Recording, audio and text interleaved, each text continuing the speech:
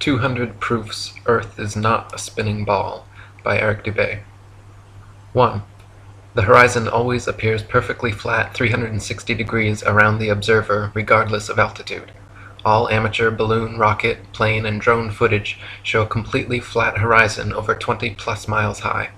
Only NASA and other government space agencies show curvature in their fake CGI photos and videos. 2. The horizon always rises to the eye level of the observer as altitude is gained, so you never have to look down to see it. If Earth were in fact a globe, no matter how large, as you ascended, the horizon would stay fixed and the observer would have to tilt looking down further and further to see it. 3. The natural physics of water is to find and maintain its level. If Earth were a giant sphere tilted, wobbling, and hurtling through infinite space, then truly flat, consistently level surfaces would not exist here. But since Earth is in fact an extended flat plane, this fundamental physical property of fluids finding and remaining level is consistent with experience and common sense. 4. Rivers run down to sea level, finding the easiest course, north, south, east, west, and all other intermediary directions over the Earth at the same time. If Earth were truly a spinning ball, then many of these rivers would be impossibly flowing uphill. For example, the Mississippi, in its 3,000 miles, would have to ascend 11 miles before reaching the Gulf of Mexico. 5. One portion of the Nile River flows for 1,000 miles with a fall of only 1 foot. Parts of the West African Congo, according to the supposed inclination and movement of the ball Earth, would be sometimes running uphill and sometimes down. This would also be the case for the Parana, Paraguay, and other long rivers. 6. If Earth were a ball 25,000 miles in circumference, as NASA and modern astronomy claim, spherical trigonometry dictates the surface of all standing water must curve downward an easily measurable 8 inches per mile, multiplied by the square of the distance. This means, along a 6-mile channel of standing water, the Earth would dip 6 feet on either end from the central peak. Every time such experiments have been conducted, however, standing water has proven to be perfectly level. 7. Surveyors, engineers, and architects are never required to factor the supposed curvature of the Earth into their projects. Canals, railways, bridges, and tunnels, for example, are always cut and laid horizontally, often over hundreds of miles without any allowance for curvature. 8. The Suez Canal, connecting the Mediterranean with the Red Sea, is 100 miles long without any locks, making the water an uninterrupted continuation of the two seas. When constructed, the Earth's supposed curvature was not taken into account. It was dug along a horizontal datum line, 26 feet below sea level, passing through several lakes from one sea to the other, with the datum line and the water's surface running perfectly parallel over the 100 miles. 9. Engineer W. Winkler was published in the Earth Review regarding the Earth's supposed curvature, stating, "As an engineer of many years' standing, I saw that this absurd allowance is only permitted in school books. No engineer would dream of allowing anything of the kind. I have projected many miles of railways and many more of canals, and the allowance has not even been thought of, much less allowed for. This allowance for curvature means this, that it is 8 inches for the first mile of a canal and increasing at the ratio by the square of the distance in miles. Thus a small navigable canal for boats, say 30 miles long, will have, by the above rule, an allowance for curvature of 600 feet. Think of that, and then please credit engineers as not being quite such fools. Nothing of the sort is allowed.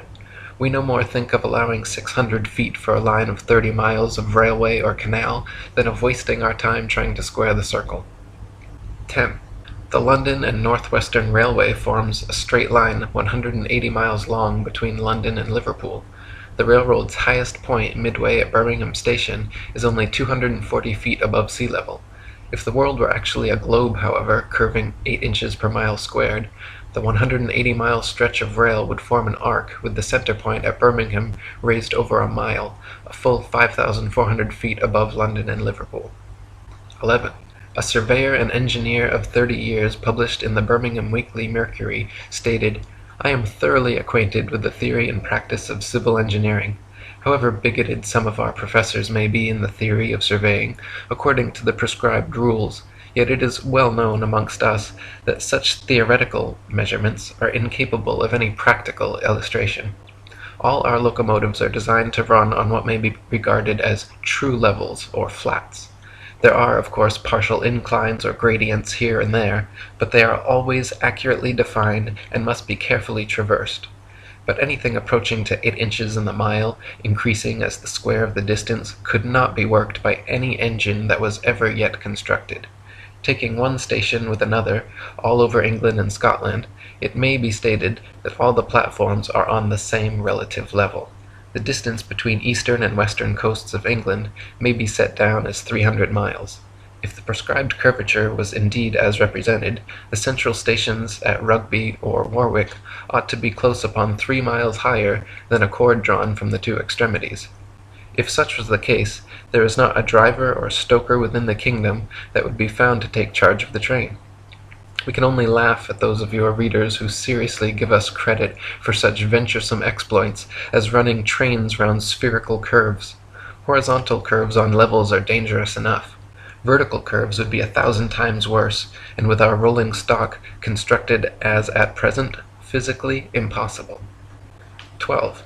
The Manchester Ship Canal Company published in the Earth Review stated, "It is customary in railway and canal constructions for all levels to be referred to a datum which is nominally horizontal and is so shown on all sections. It is not the practice in laying out public works to make allowances for the curvature of the earth." 13. In a 19th century French experiment by M.M. and Arago, a powerful lamp with good reflectors was placed on the summit of Desierto las Palmas in Spain, and able to be seen all the way from Capri on the island of Ibiza. Since the elevation of the 2 points were identical and the distance between covered nearly 100 miles, if the earth were a ball 25,000 miles in circumference, the light should have been more than 6,600 feet, a mile and a quarter, below the line of sight. 14. The Lieutenant Colonel Portlock experiment used oxyhydrogen Drummond's lights and heliostats to reflect the sun's rays across stations set up across 108 miles of St. George's Channel. If the Earth were actually a ball 25,000 miles in circumference, Portlock's light should have remained hidden under a mile and a half of curvature. 15.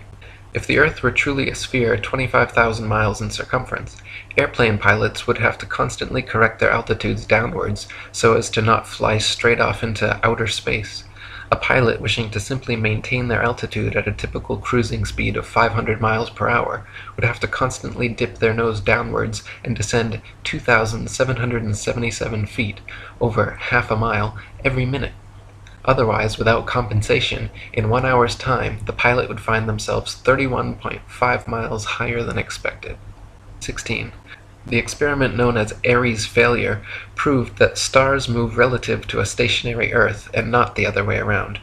By first filling a telescope with water to slow down the speed of light inside, then calculating the tilt necessary to get the starlight directly down the tube, Airy failed to prove the heliocentric theory, since the starlight was already coming in the correct angle with no change necessary, and instead proved the geocentric model correct.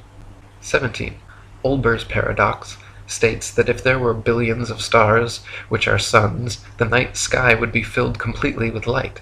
As Edgar Allan Poe said, "Were the succession of stars endless, then the background of the sky would present us a uniform luminosity, since there could exist absolutely no point in all that background at which would not exist a star." In fact, Olber's paradox is no more a paradox than George Airy's experiment was a failure. Both are actually excellent refutations of the heliocentric spinning ball Earth model. 18. The Michelson-Morley and Sagnac experiments attempted to measure the change in speed of light due to Earth's assumed motion through space. After measuring in every possible different direction in various locations, they failed to detect any significant change whatsoever, again proving the stationary geocentric model. 19.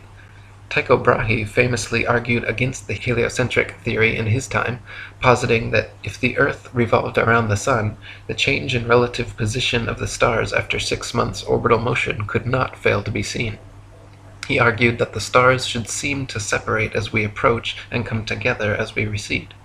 In actual fact, however, after 190 million miles of supposed orbit around the Sun, not a single inch of parallax can be detected in the stars, proving that we have not moved at all. 20. If Earth were truly constantly spinning eastwards at over 1,000 miles per hour, vertically fired cannonballs and other projectiles should fall significantly due west. In actual fact, however, when this has been tested, vertically fired cannonballs shoot upwards an average of 14 seconds ascending, 14 seconds descending, and fall back to the ground no more than 2 feet away from the cannon, often directly back into the muzzle. 21. If the Earth were truly constantly spinning eastward at over 1,000 miles per hour, helicopters and hot air balloons should be able to simply hover over the surface of the Earth and wait for their destinations to come to them. 22. If Earth were truly constantly spinning eastward at over 1,000 miles per hour, during the Red Bull stratosphere dive, Felix Baumgartner, spending 3 hours ascending over New Mexico, should have landed 2,500 miles west into the Pacific Ocean, but instead landed a few dozen miles east of the takeoff point. 23.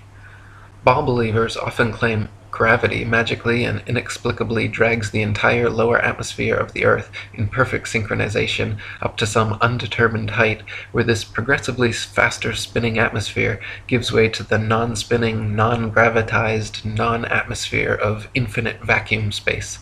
Such nonsensical theories are debunked, however, by rain, fireworks, birds, bugs, clouds, smoke, planes, and projectiles, all of which would behave very differently if both the ball Earth and its atmosphere were constantly spinning eastward at 1,000 miles per hour. 24. If Earth and its atmosphere were constantly spinning eastward over 1,000 miles per hour, then north-south facing cannons should establish a control, while east-firing cannonballs should fall significantly farther than all others, while west-firing cannonballs should fall significantly closer. In actual fact, however, regardless of which direction cannons are fired, the distance covered is always the same. 25. If Earth and its atmosphere were constantly spinning eastwards over 1,000 miles per hour, then the average commercial airliner, traveling 500 miles per hour, should never be able to reach its eastward destinations before they come speeding up from behind. Likewise, westward destinations should be arrived at thrice the speed, but this is not the case. 26. Quoting Heaven and Earth by Gabrielle Henriette, if flying had been invented at the time of Copernicus, there is no doubt that he would have soon realized that his contention regarding the rotation of the Earth was wrong, on account of the relation existing between the speed of an aircraft and that of the Earth's rotation.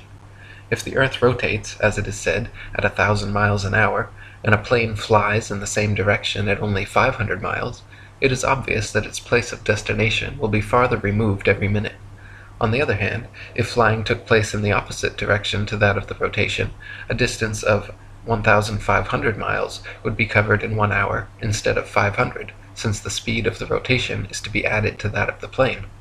It could also be pointed out that such a flying speed of 1,000 miles an hour, which is supposed to be that of the Earth's rotation, has recently been achieved, so that an aircraft flying at this rate in the same direction as that of the rotation could not cover any ground at all. It would remain suspended in mid-air over the spot from which it took off, since both speeds are equal. 27. If Earth and its atmosphere were constantly spinning eastwards over 1,000 miles per hour, landing airplanes on such fast-moving runways, which face all manner of directions, north, south, east, west, and otherwise, would be practically impossible.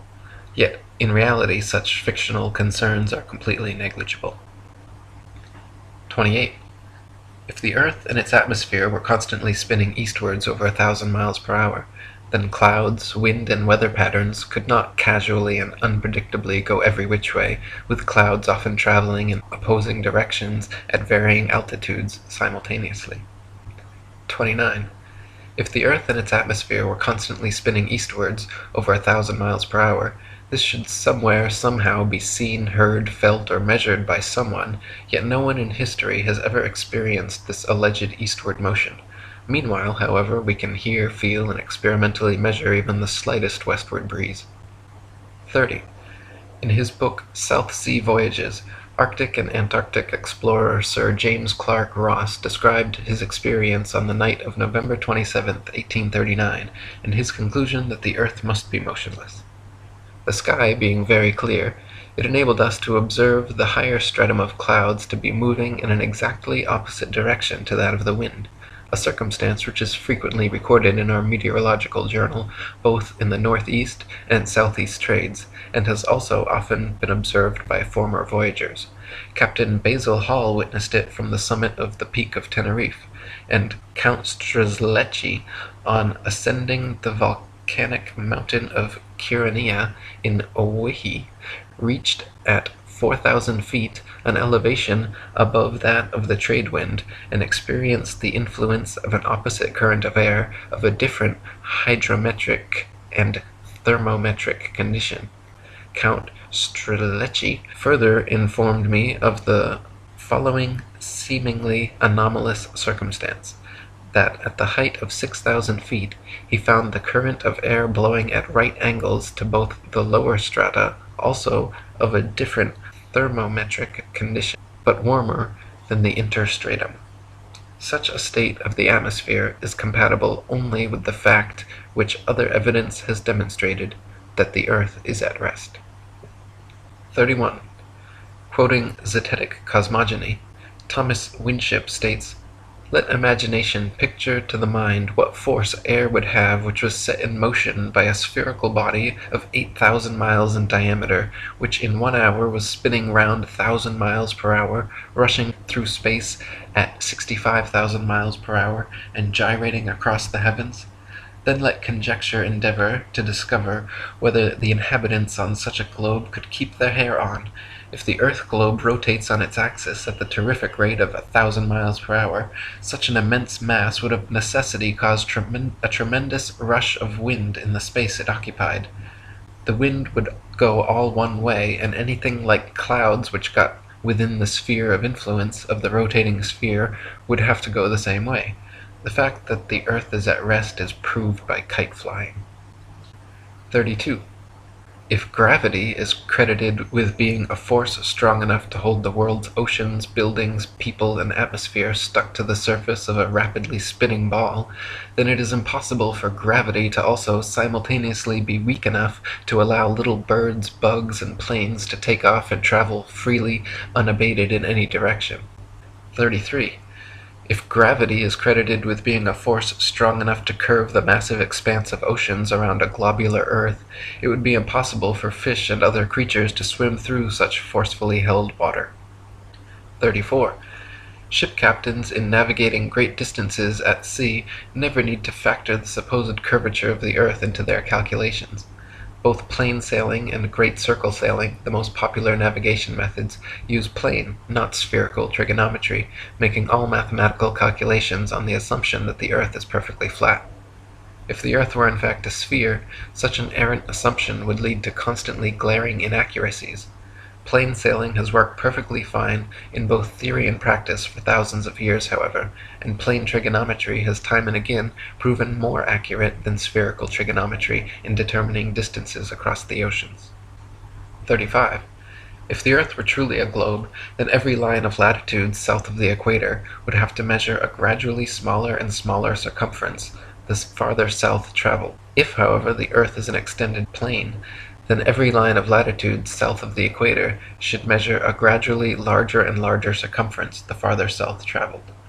The fact that many captains navigating south of the equator, assuming the globular theory, have found themselves drastically out of reckoning, more so the farther south traveled, testifies to the fact that Earth is not a ball. 36. During Captain James Clark Ross's voyages around the Antarctic circumference, he often wrote in his journal, perplexed at how they routinely found themselves out of accordance with their charts, stating that they found themselves an average of 12 to 16 miles outside their reckoning every day, later on further south as much as 29 miles. 37. Lieutenant Charles Wilkes commanded a United States Navy exploration expedition to the Antarctic from 1838 to 1842, and in his journals also mentioned being consistently east of his reckoning, sometimes over 20 miles in less than 18 hours. 38. To quote Reverend Thomas Milner, "In the southern hemisphere, navigators to India have often fancied themselves east of the Cape when still west, and have been driven ashore on the African coast, which, according to their reckoning, lay behind them. This misfortune happened to a fine frigate, the Challenger, in 1845. How came Her Majesty's ship Conqueror to be lost? How have so many other noble vessels, perfectly sound, perfectly manned, perfectly navigated, been wrecked in calm weather, not only in dark night or in a fog, but in broad daylight and sunshine? In the former case, upon the coasts, in the latter upon sunken rocks, from being out of reckoning? The simple answer is that Earth is not a ball." 39. Practical distance measurements taken from the Australian Handbook Almanac Shippers and Importers Directory state that the straight-line distance between Sydney and Nelson is 1,550 statute miles. Their given difference in longitude is 22 degrees 2 minutes and 14 seconds. Therefore, if 22 degrees 2 minutes 14 seconds out of 360 is 1,550 miles, the entirety would measure 25,182 miles. This is not only larger than the ball Earth is said to be at the equator, but a whole 4,262 miles greater than it would be at Sydney's southern latitude on a globe of said proportions. 40. From near Cape Horn, Chile, to Port Phillip in Melbourne, Australia, the distance is 10,500 miles, or 143 degrees of longitude away. Factoring in the remaining degrees to 360 makes for a total distance of 26,430 miles around this particular latitude, which is over 1,500 miles wider than the Earth is supposed to be at the equator, and many more thousands of miles wider than it is supposed to be at such southern latitudes. 41. Similar calculations made from the Cape of Good Hope, South Africa, to Melbourne, Australia, at an average latitude of 35.5 degrees south, have given an approximate figure of over 25,000 miles, which is again equal to or greater than the Earth's supposed greatest circumference at the equator.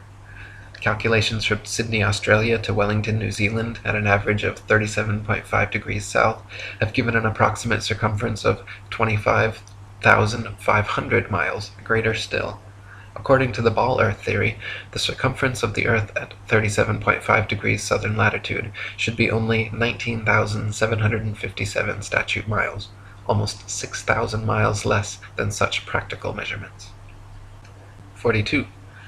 In the ball Earth model, Antarctica is an ice continent which covers the bottom of the ball from 78 degrees south latitude to 90, and is therefore not more than 12,000 miles in circumference. Many early explorers, including Captain Cook and James Clark Ross, however, in attempting Antarctic circumnavigation, took 3 to 4 years and clocked 50 to 60,000 miles around. The British ship Challenger also made an indirect but complete circumnavigation of Antarctica, traversing 69,000 miles. This is entirely inconsistent with the ball model. 43. If Earth was a ball, there are several flights in the southern hemisphere which would have their quickest, straightest path over the Antarctic continent, such as Santiago, Chile, to Sydney, Australia. Instead of taking the shortest, quickest route in a straight line over Antarctica, all such flights detour all manner of directions away from Antarctica, instead claiming the temperatures too cold for airplane travel. Considering the fact that there are plenty of flights to, from, and over Antarctica, and NASA claims to have technology keeping them in conditions both far colder and far hotter than any experienced on Earth, such an excuse is clearly just an excuse, and these flights aren't made because they are impossible. 44. If Earth was a ball, and Antarctica was too cold to fly over, the only logical way to fly from Sydney to Santiago would be a straight shot over the Pacific, staying in the southern hemisphere the entire way. Refueling could be done in New Zealand or other southern hemisphere destinations along the way, if absolutely necessary. In actual fact, however, Santiago to Sydney flights go into the northern hemisphere, making stopovers at LAX and other North American airports before continuing back down to the southern hemisphere. Such ridiculously wayward detours make no sense on the globe, but make perfect sense and form nearly straight lines when shown on a flat Earth map. 45. On a ball Earth, Johannesburg, South Africa to Perth, Australia should be a straight shot over the Indian Ocean, with convenient refueling possibilities on Mauritius or Madagascar. In actual practice, however, most Johannesburg to Perth flights curiously stop over either in Dubai, Hong Kong, or Malaysia, all of which make no sense on the ball, but are completely understandable when mapped on a flat Earth. 46. On a ball Earth, Cape Town, South Africa to Buenos Aires, Argentina should be a straight shot over the Atlantic following the same line of latitude across. But instead, every flight goes to connecting locations in the northern hemisphere first, stopping over anywhere from London to Turkey to Dubai. Once again, these make absolutely no sense on the globe, but are completely understandable options when mapped on a flat Earth. 47. On a ball Earth, Johannesburg, South Africa to Sao Paulo, Brazil should be a quick straight shot along the 25th southern latitude, but instead, nearly every flight makes a refueling stop at the 50th degree north latitude in London first. The only reason such a ridiculous stopover works in reality is because the Earth is flat. 48. On a ball Earth, Santiago, Chile to Johannesburg, South Africa should be an easy flight, all taking place below the Tropic of Capricorn in the southern hemisphere. Yet every listed flight makes a curious refueling stop in Senegal near the Tropic of Cancer in the north hemisphere first. When mapped on a flat Earth, the reason why is clear to see, however. Senegal is actually directly in a straight line path halfway between the two. 49. If Earth were a spinning ball heated by a sun 93 million miles away, it would be impossible to have simultaneously sweltering summers in Africa, while just a few thousand miles away, bone-chilling, frozen Arctic and Antarctic winters experiencing little to no heat from the sun whatsoever. If the heat from the sun traveled 93 million miles to the Sahara Desert, it is absurd to assert that another 4,000 miles, 0.00004%, further to Antarctica would completely negate such sweltering heat, resulting in such drastic differences. 50. If the Earth were truly a globe, the Arctic and Antarctic polar regions and areas of comparable latitude north and south of the equator should share similar conditions and characteristics, such as comparable temperatures, seasonal changes, length of daylight, plant and animal life. In reality, however, the Arctic and Antarctic regions and areas of comparable latitude north and south of the equator differ greatly in many ways, entirely inconsistent with the ball model and entirely consistent with the flat model. 51. Antarctica is by far the coldest place on Earth, with an average annual temperature of approximately minus 57 degrees Fahrenheit and a record low of minus 135.8.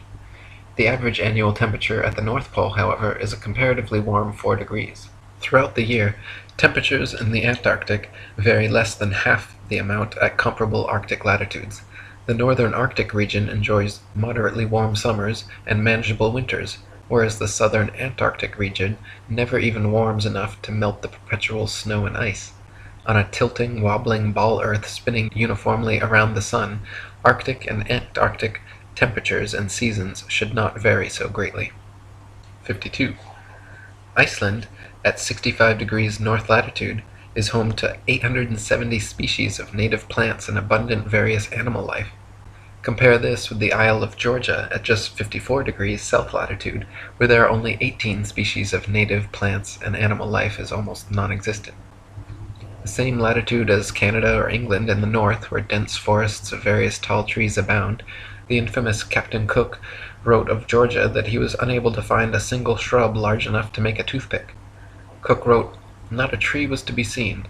The lands which lie to the south are doomed by nature to perpetual frigidness, never to feel the warmth of the sun's rays, whose horrible and savage aspect I have not words to describe. Even marine life is sparse in certain tracts of vast extent, and the sea-bird is seldom observed flying over such lonely wastes. The contrasts between the limits of organic life in the Arctic and Antarctic zones is very remarkable and significant." 53. At places of comparable latitude north and south, the sun behaves very differently than it would on a spinning ball Earth, but precisely how it should on a flat Earth. For example, the longest summer days north of the equator are much longer than those south of the equator, and the shortest winter days north of the equator are much shorter than the shortest south of the equator. This is inexplicable on a uniformly spinning, wobbling ball Earth, but fits exactly on a flat model with the sun traveling circles over and around the Earth from tropic to tropic. 54. At places of comparable latitude north and south, Dawn and dusk happen very differently than they would on a spinning ball, but precisely how they should on a flat Earth. In the north, dawn and dusk come slowly and last far longer than in the south, where they come and go very quickly. Certain places in the north twilight can last for over an hour, while at comparable southern latitudes, within a few minutes the sunlight completely disappears. This is inexplicable on a uniformly spinning, wobbling ball Earth, but is exactly what is expected on a flat Earth with the sun traveling faster, wider circles over the south and slower, narrower circles over the north. 55. If the sun circles over and around the Earth every 24 hours, steadily traveling from tropic to tropic every 6 months, it follows that the northern central region would annually receive far more heat and sunlight than the southern circumferential region. Since the sun must sweep over the larger southern region in the same 24 hours it has to pass over the smaller northern region, its passage must necessarily be proportionally faster as well. This perfectly explains the differences in Arctic and Antarctic temperatures, seasons, length of daylight, plant and animal life. This is why the Antarctic morning dawn and evening twilight are very abrupt compared to the north, and this explains why many midsummer Arctic nights the sun does not set at all. 56. The midnight sun is an Arctic phenomenon occurring annually during the summer solstice, where for several days straight an observer significantly far enough north can watch the sun traveling circles overhead, rising and falling in the sky throughout the day, but never fully setting for upwards of 72 plus hours. If the Earth were actually a spinning globe revolving around the sun, the only place such a phenomenon as the midnight sun could be observed would be at the poles. Any other vantage point from 89 degrees latitude downwards could never, regardless of any tilt or inclination, see the sun for 24 hours straight. To see the sun for an entire revolution on a spinning globe at a point other than the poles, you would have to be looking through miles and miles of land and sea for part of the revolution. 57. The establishment claims the midnight sun is experienced in Antarctica, but they conveniently do not have any uncut videos showing this, nor do they allow independent explorers to travel to Antarctica during the winter solstice to verify or refute these claims. Conversely, there are dozens of uncut videos publicly available showing the Arctic midnight sun, and it has been verified beyond any shadow of a doubt. 58.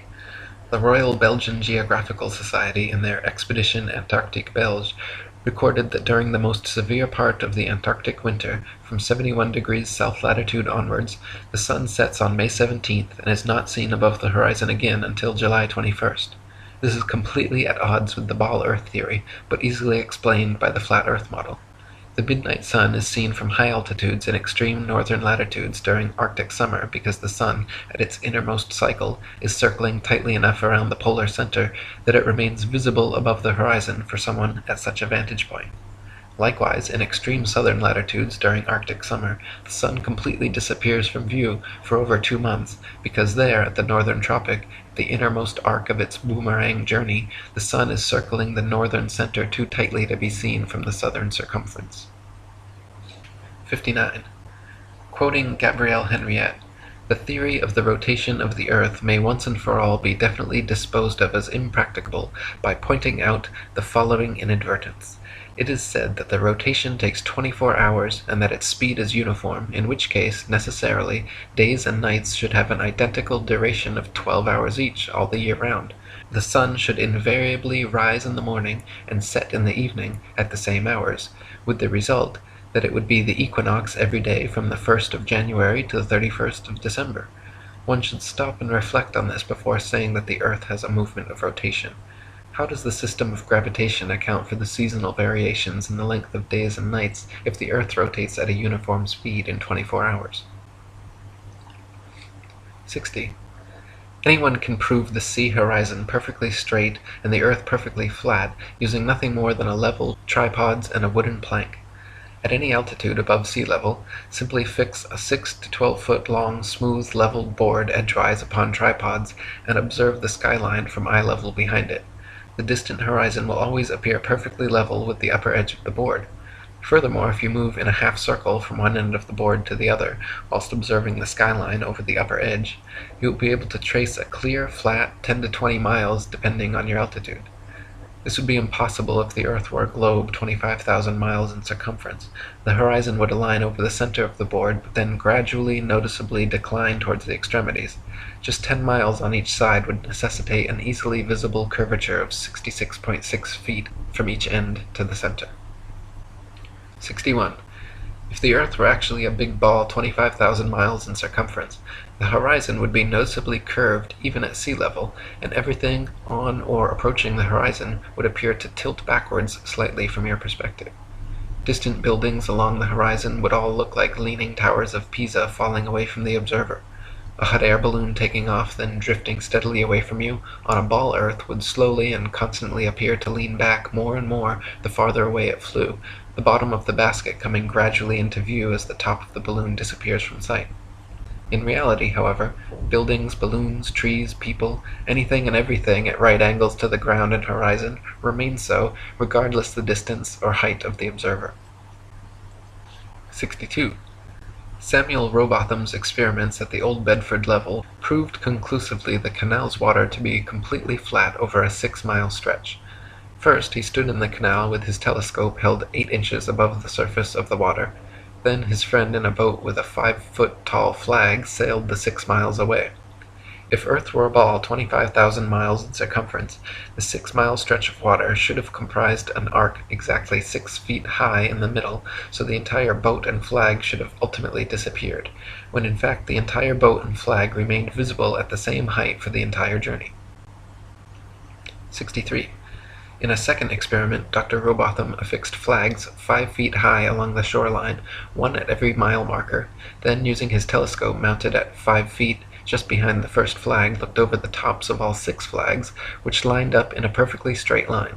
If the Earth were a ball 25,000 miles in circumference, the flags should have progressively dipped down after the first establishing line of sight. The second would have descended 8 inches, 32 inches for the third, 6 feet for the fourth, 10 feet 8 inches for the fifth, and 16 feet 8 inches for the sixth. 64. Quoting Earth Not a Globe by Samuel Rowbotham, "It is known that the horizon at sea, whatever distance it may extend to the right and left of the observer on land, always appears as a straight line. The following experiment has been tried in various parts of the country. At Brighton, on a rising ground near the race course, 2 poles were affixed in the earth 6 yards apart and directly opposite the sea. Between these poles a line was tightly stretched parallel to the horizon. From the center of the line the view embraced not less than 20 miles on each side, making a distance of 40 miles. A vessel was observed sailing directly westwards. The line cut the rigging a little above the bulwarks, which it did for several hours, or until the vessel had sailed the whole distance of 40 miles. The ship coming into view from the east would have to ascend an inclined plane for 20 miles until it arrived at the center of the arc, whence it would have to descend for the same distance. The square of 20 miles multiplied by 8 inches gives 266 feet as the amount the vessel would be below the line at the beginning and at the end of the 40 miles. 65. Also quoting Dr. Rowbotham, "On a shore near Waterloo, a few miles to the north of Liverpool, a good telescope was fixed at an elevation of 6 feet above the water. It was directed to a large steamer just leaving the River Mersey and sailing out to Dublin. Gradually the masthead of the receding vessel came nearer to the horizon, until at length, after more than 4 hours had elapsed, it disappeared. The ordinary rate of sailing of the Dublin steamers was fully 8 miles an hour, so that the vessel would be at least 32 miles distant when the masthead came to the horizon. The 6 feet of elevation of the telescope would require 3 miles to be deducted for convexity, which would leave 29 miles, the square of which, multiplied by 8 inches, gives 560 feet, deducting 80 feet for the height of the main mast, and we find that, according to the doctrine of rotundity, the masthead of the outward-bound steamer should have been 480 feet below the horizon. Many other experiments of this kind have been made upon sea-going steamers, and always with results entirely incompatible with the theory that the earth is a globe." 66. Dr. Rowbotham conducted several other experiments using telescopes, spirit levels, sextants, and theodolites, special precision instruments used for measuring angles in horizontal or vertical planes. By positioning them at equal heights, aimed at each other successively, he proved over and over the earth to be perfectly flat for miles without a single inch of curvature. His findings caused quite a stir in the scientific community, and thanks to 30 years of his efforts, the shape of the Earth became a hot topic of debate around the turn of the 19th century. 67. The distance across the Irish Sea from the Isle of Man's Douglas Harbour to Great Orme's Head in North Wales is 60 miles. If the Earth was a globe, then the surface of the water between them would form a 60-mile arc, the center towering 1,944 feet higher than the coastlines at either end. It is well known and easily verifiable, however, that on a clear day from a modest altitude of 100 feet, the Great Orme's Head is visible from Douglas Harbour. This would be completely impossible on a globe of 25,000 miles. Assuming the 100-foot altitude causes the horizon to appear approximately 13 miles off, the 47 miles remaining means the Welsh coastline should still fall an impossible 1,472 feet below the line of sight. 68. The Philadelphia skyline is clearly visible from Apple Pie Hill in the New Jersey Pine Barrens 40 miles away. If Earth were a ball 25,000 miles in circumference, factoring in the 205-foot elevation of Apple Pie Hill, the Philly skyline should remain well hidden beyond 335 feet of curvature. 69. The New York City skyline is clearly visible from Harriman State Park's Bear Mountain 60 miles away. If Earth were a ball 25,000 miles in circumference, viewing from Bear Mountain's 1,283-foot summit, the Pythagorean theorem determining distance to the horizon being 1.23 times the square root of the height in feet, the New York City skyline should be invisible behind 170 feet of curved Earth. 70. From Washington's Rock in New Jersey, at just a 400-foot elevation, it is possible on a clear day to see the skylines of both New York and Philadelphia in opposite directions at the same time, covering a total distance of 120 miles. If Earth were a ball 25,000 miles in circumference, both of these skylines should be hidden behind over 800 feet of Earth's curvature. 71. It is often possible to see the Chicago skyline from sea level 60 miles away across Lake Michigan. In 2015, after photographer Joshua Nowicki photographed this phenomenon, several news channels quickly claimed his picture to be a superior mirage, an atmospheric anomaly caused by temperature inversion. While these certainly do occur, the skyline in question was facing right side up and clearly seen, unlike a hazy, illusory mirage, and on a ball Earth 25,000 miles in circumference should be 2,400 feet below the horizon. 72. October 16, 1854, the Times newspaper reported the Queen's visit to Great Grimsby from Hull, recording they were able to see the 300-foot-tall dock tower from 70 miles away. On a ball Earth 25,000 miles in circumference, factoring their 10-foot elevation above the water and the tower's 300-foot height at 70 miles away, the dock tower should have remained an entire 2,600 feet below the horizon. 73. In 1872, Captain Gibson and crewmates, sailing the ship Thomas Wood from China to London, reported seeing the entirety of St. Helena Island on a clear day from 75 miles away. Factoring in their height during measurement on a ball Earth 25,000 miles in circumference, it was found the island should have been 3,650 feet below their line of sight. 74. From Genoa, Italy, at a height of just 70 feet above sea level, the island of Gorgona can often be seen 81 miles away. If Earth were a ball 25,000 miles in circumference, Gorgona should be hidden beyond 3,332 feet of curvature. 75. From Genoa, Italy, at a height of just 70 feet above sea level, the island of Corsica can often be seen 99 miles away. If Earth were a ball 25,000 miles in circumference, Corsica should fall 5,245 feet, almost an entire mile below the horizon. 76. From Genoa, Italy, 70 feet above sea level, the island of Caprea, 102 miles away, can often be seen as well. If Earth were a ball 25,000 miles in circumference, Caprea should always remain hidden behind 5,605 feet, over a mile of supposed curvature. 77. Also from Genoa, on bright clear days, the island of Elba can be seen an incredible 125 miles away. If Earth were a ball 25,000 miles in circumference, Elba should be forever invisible behind 8,770 feet of curvature. 78. From Anchorage, Alaska, at an elevation of 102 feet, on clear days, Mount Foraker can be seen with the naked eye 120 miles away. If Earth were a ball 25,000 miles in circumference, Mount Foraker's 17,400-foot summit should be leaning back away from the observer, covered by 7,719 feet of curved earth. In reality, however, the entire mountain can be quite easily seen standing straight from base to summit. 79. From Anchorage, Alaska, at an elevation of 102 feet, on clear days Mount McKinley can be seen with the naked eye from 130 miles away. If Earth were a ball 25,000 miles in circumference, Mount McKinley's 20,320-foot summit should be leaning back away from the observer and almost half covered by 9,220 feet of curved earth. In reality, however, the entire mountain can be quite easily seen standing straight from base to summit.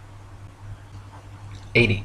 In Chambers' Journal, February 1895, a sailor near Mauritius in the Indian Ocean reported having seen a vessel which turned out to be an incredible 200 miles away. The incident caused much heated debate in nautical circles at the time, gaining further confirmation in Aden, Yemen, where another witness reported seeing a missing Bombay steamer from 200 miles away. He correctly stated the precise appearance, location, and direction of the steamer, all later corroborated and confirmed correct by those on board. Such sightings are absolutely inexplicable if the Earth were actually a ball 25,000 miles around, as ships 200 miles distant would have to fall approximately 5 miles below line of sight. 81. The distance from which various lighthouse lights around the world are visible at sea far exceeds what could be found on a ball Earth 25,000 miles in circumference. For example, the Dunkirk light in southern France, at an altitude of 194 feet, is visible from a boat 10 feet above sea level, 28 miles away. Spherical trigonometry dictates that if the Earth was a globe with the given curvature of 8 inches per mile squared, this light should be hidden 190 feet below the horizon. 82. The Port Nicholson light in New Zealand is 420 feet above sea level and visible from 35 miles away, where it should be 220 feet below the horizon. 83. The Icaro light in Norway is 154 feet above high water and visible from 28 statute miles, where it should be 230 feet below the horizon. 84. The light at Madras on the Esplanade is 132 feet high and visible from 28 miles away, where it should be 250 feet below the line of sight. 85. The Cordonan light on the west coast of France is 207 feet high and visible from 31 miles away, where it should be 280 feet below the line of sight. 86. The light at Cape Bonavista, Newfoundland, is 150 feet above sea level and visible at 35 miles, where it should be 491 feet below the horizon. 87. The lighthouse steeple of St. Botolph's Parish Church in Boston is 290 feet tall and visible from over 40 miles away, where it should be hidden a full 800 feet below the horizon. 88. The Isle of Wight Lighthouse in England is 180 feet high and can be seen up to 42 miles away, a distance at which modern astronomers say the light should fall 996 feet below the line of sight. 89. The Cape Legolas Lighthouse in South Africa is 33 feet high, 238 feet above sea level, and can be seen for over 50 miles. If the world were a globe, this light would fall 1,400 feet below an observer's line of sight. 90. The Statue of Liberty in New York stands 326 feet above sea level, and on a clear day can be seen as far as 60 miles away. If the Earth were a globe, that would put Lady Liberty at an impossible 2,074 feet below the horizon. 91. The lighthouse at Port Said, Egypt, at an elevation of only 60 feet, has been seen an astonishing 58 miles away, where, according to modern astronomy, it should be 2,182 feet below the line of sight. 92. The Notre Dame Antwerp spire stands 403 feet high from the foot of the tower, with Strasbourg measuring 468 feet above sea level. With the aid of a telescope, ships can be distinguished on the horizon, and captains declare they can see the cathedral spire from an amazing 150 miles away. If the Earth were a globe, however, at that distance the spire should be an entire mile, 5,280 feet below the horizon. 93. The St. George's Channel between Holyhead and Kingstown Harbour near Dublin is 60 miles across. When halfway across, a ferry passenger will notice behind them the light on Holyhead Pier as well as in front of them the Poolbeg light in Dublin Bay. The Holyhead Pier light is 44 feet high, while the Poolbeg lighthouse 68 feet. Therefore, a vessel in the middle of the channel, 30 miles from either side, standing on a deck 24 feet above the water, can clearly see both lights. On a ball Earth 25,000 miles in circumference, however, both lights should be hidden well below both horizons by over 300 feet. 94. From the highland near Portsmouth Harbour in Hampshire, England, looking across Spithead to the Isle of Wight, the entire base of the island, where water and land come together, composes a perfectly straight line 22 statute miles long. According to the ball Earth theory, the Isle of Wight should decline 80 feet from the center on each side to account for the necessary curvature. The crosshairs of a good theodolite directed there, however, have repeatedly shown the land and water line to be perfectly level. 95. On a clear day from the High Head near Douglas Harbour on the Isle of Man, the whole length of the coast of North Wales is often plainly visible to the naked eye. From the Point of Ayr at the mouth of the River Dee to Holyhead comprises a 50-mile stretch which has also been repeatedly found to be perfectly horizontal. If the Earth actually had curvature of 8 inches per mile squared, as NASA and modern astronomy claim, the 50-mile length of Welsh coast seen along the horizon in Liverpool Bay would have to decline from the center point an easily detectable 416 feet on each side. 96. From 100 Proofs the Earth is Not a Globe by William Carpenter. If we take a journey down Chesapeake Bay by night, we shall see the light exhibited at Sharp's Island for an hour before the steamer gets to it. We may take up a position on deck so that the rail of the vessel's side will be in a line with the light and in the line of sight, and we shall find that in the whole journey the light won't vary in the slightest degree in its apparent elevation. But say that a distance of 13 miles has been traversed, the astronomer's theory of curvature demands a difference, one way or the other, in the apparent elevation of the light of 112 feet 8 inches. Since, however, there is not a difference of 100 hair's breadths, we have a plain proof that the water of the Chesapeake Bay is not curved, which is a proof that the Earth is not a globe. 97.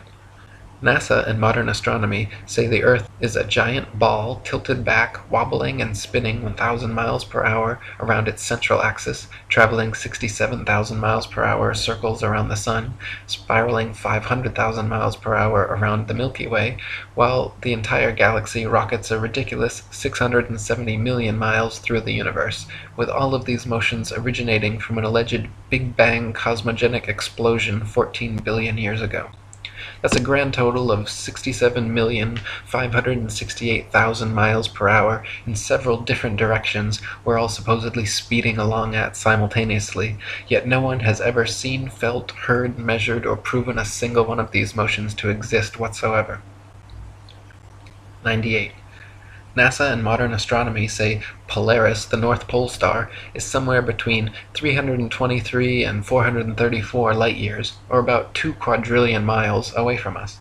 Firstly, note that is between 1,938,000,000,000,000,000 to 2,604,000,000,000,000 miles, making a difference of over 600 trillion miles. If modern astronomy cannot even agree on the distance to stars within hundreds of trillions of miles, perhaps their science is flawed and their theory needs re-examining. However, even granting them their obscurely distant stars, it is impossible for heliocentrists to explain how Polaris manages to always remain perfectly aligned straight above the North Pole throughout Earth's various alleged tilting, wobbling, rotating, and revolving motions. 99. Viewed from a ball Earth, Polaris, situated directly over the North Pole, should not be visible anywhere in the southern hemisphere. For Polaris to be seen from the southern hemisphere of a globular Earth, the observer would have to be somehow looking through the globe, and miles of land and sea would have to be transparent. Polaris can be seen, however, up to over 20 degrees south latitude. 100. If Earth were a ball, the Southern Cross and other southern constellations would all be visible at the same time from every longitude on the same latitude, as is the case in the north with Polaris and its surrounding constellations. Ursa Major and Minor and many others can be seen from every northern meridian simultaneously, whereas in the south, constellations like the Southern Cross cannot.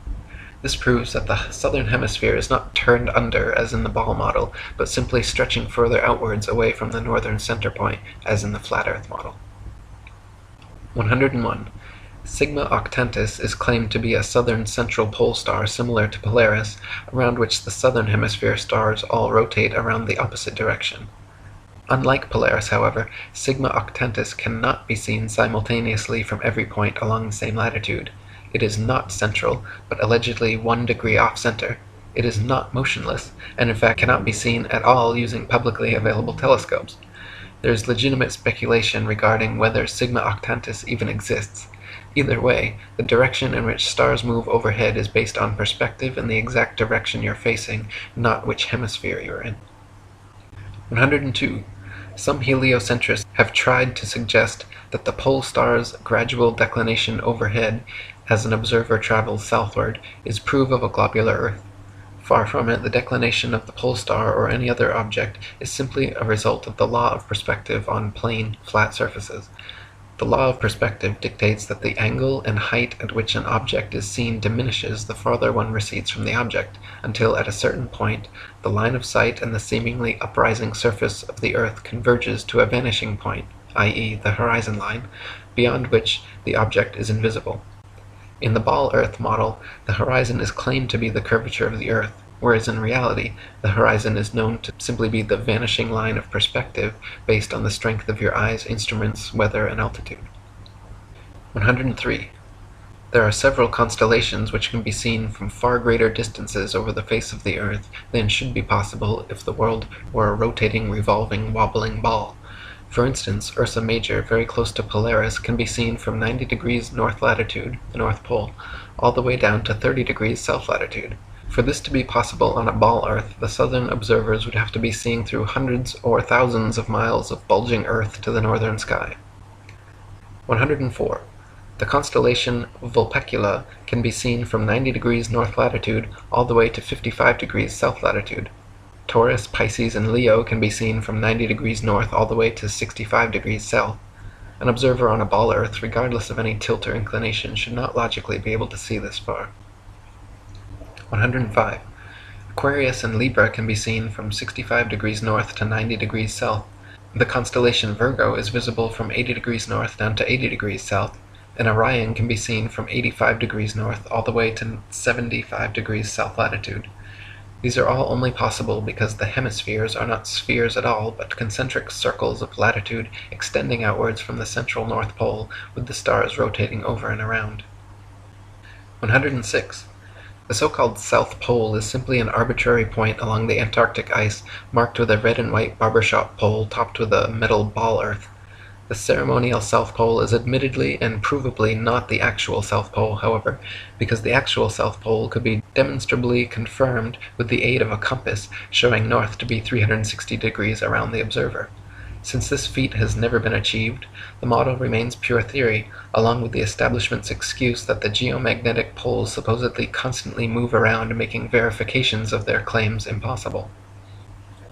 107. Ring magnets, of the kind found in loudspeakers, have a central North Pole with the opposite South Pole actually being all points along the outer circumference. This perfectly demonstrates the magnetism of our flat Earth, whereas the alleged source of magnetism in the ball Earth model is emitted from a hypothetical molten magnetic core in the center of the ball, which they claim conveniently causes both poles to constantly move, thus evading independent verification at their two ceremonial poles. In reality, the deepest drilling operation in history, the Russian Kola Ultradeep, managed to get only 8 miles down. So the entire ball Earth model taught in schools showing a crust, outer mantle, outer core, and inner core layers are all purely speculation, as we have never penetrated through beyond the crust. 108. The mariner's compass is an impossible and nonsensical instrument for use on a ball Earth. It simultaneously points north and south over a flat surface, yet claims to be pinpointing two constantly moving geomagnetic poles at opposite ends of a spinning sphere originating from a hypothetical molten metal core. If compass needles were actually drawn to the north pole of a globe, the opposing south needle would actually be pointing up and off into outer space. 109. There are no fixed east or west points, just as there is no fixed south.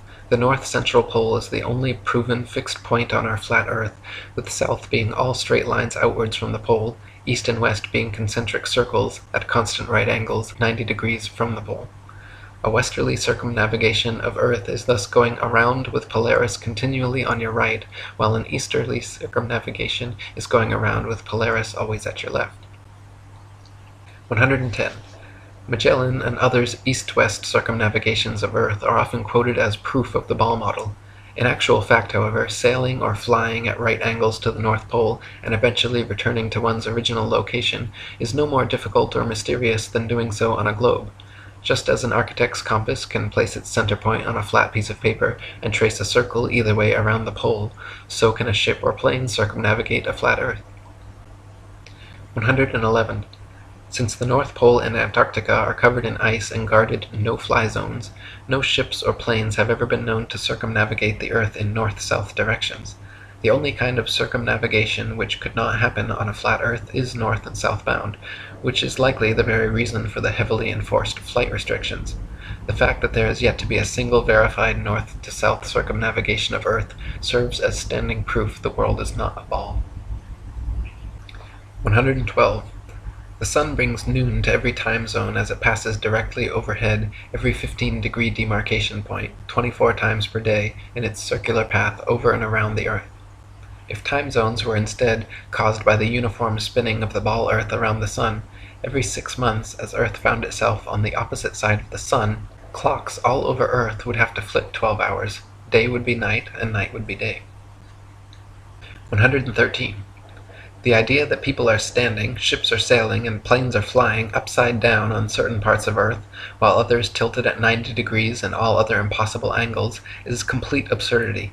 The idea that a man digging a hole straight down could eventually reach sky on the other side is ludicrous.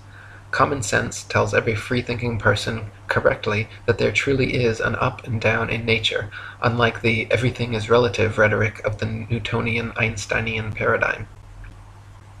114.